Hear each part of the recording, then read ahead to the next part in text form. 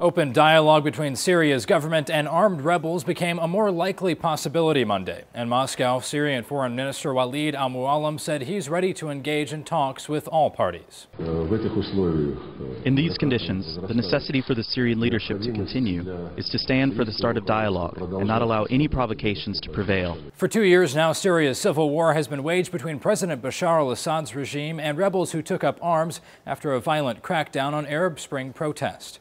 The United Nations estimates 70,000 people have been killed. And as CBC's Marie-Eve Bedard reports, hospitals like this government-run facility in Damascus have been inundated with burn victims from bombings. Those hospitals are suffering a shortage of both supplies and doctors. In recent months, Assad's forces have focused on holding major population centers like their capital city, Homs, and parts of Aleppo.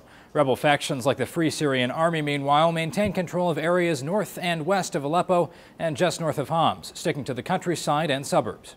Over the weekend, Syria's main opposition alliance, the National Coalition, pulled out of scheduled talks with the U.S. and Russia, citing disappointment with a lack of condemnation for Assad attacks in Aleppo.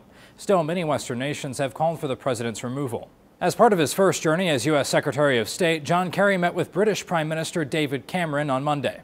The Assad regime has rained down rockets on Aleppo in recent days. We condemn it in the strongest terms.